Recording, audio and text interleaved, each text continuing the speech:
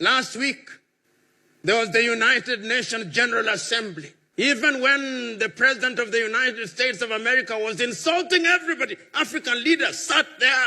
But when their fellow African head of state is talking, they are busy doing other things. Who cast us? Who bewitched us?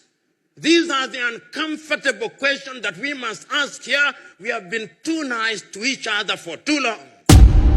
The net effect is that if you go into any African environment and you ask young men and women, do you want to leave Africa? 9 of them want to run away. That is why they are dying in the Mediterranean Sea. That is why they are dying off the coast of Senegal. That is why they are being humiliated at embassies. You go to the embassy of any Western country in any African country and you'll see the humiliation. They ask you, even your great-great-grandmother who died long before you are conceived as an idea. Those are the circumstances in which we find ourselves.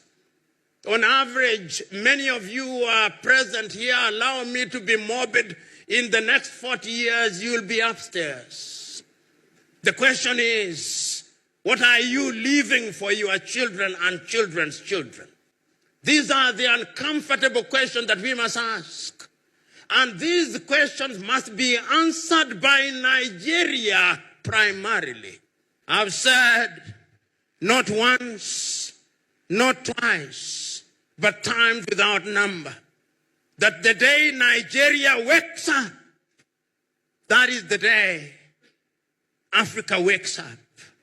And those of you who have had occasion to travel, you go to different parts of the world, you look for the best doctors, Nigerian. Look for the best engineers, Nigerians. Look for some of the best lawyers, Nigerians.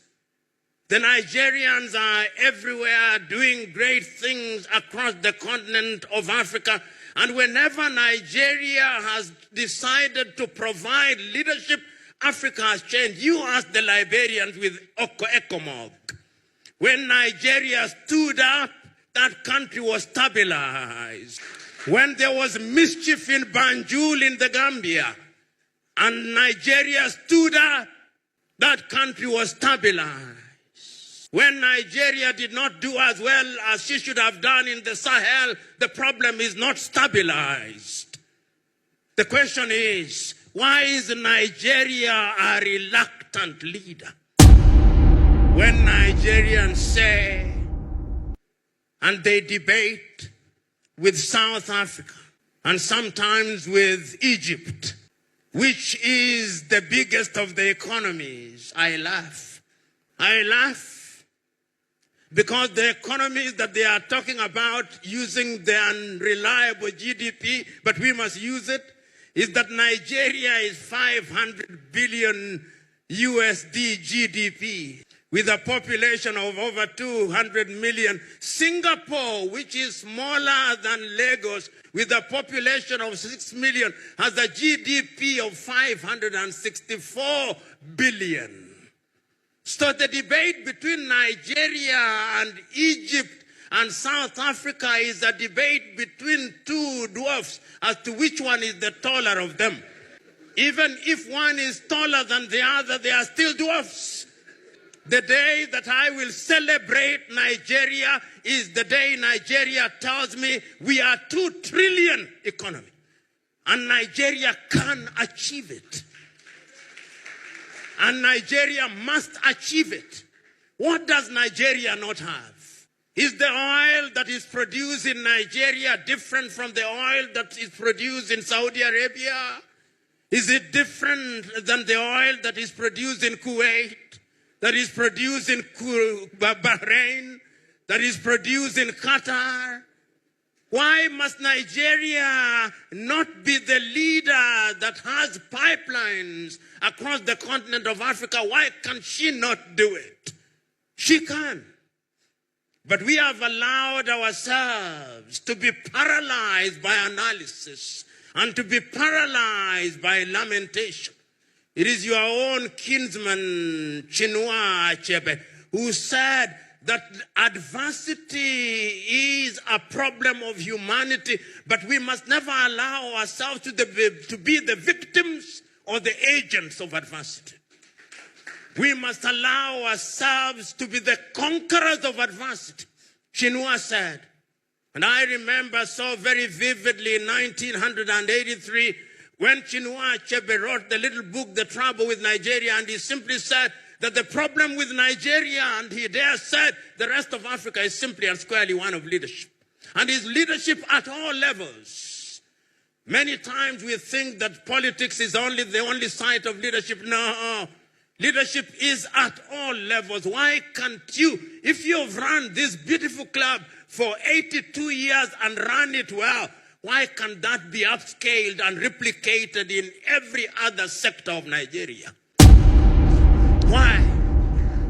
Why is it that in this micro environment, you do not care who is who in this club?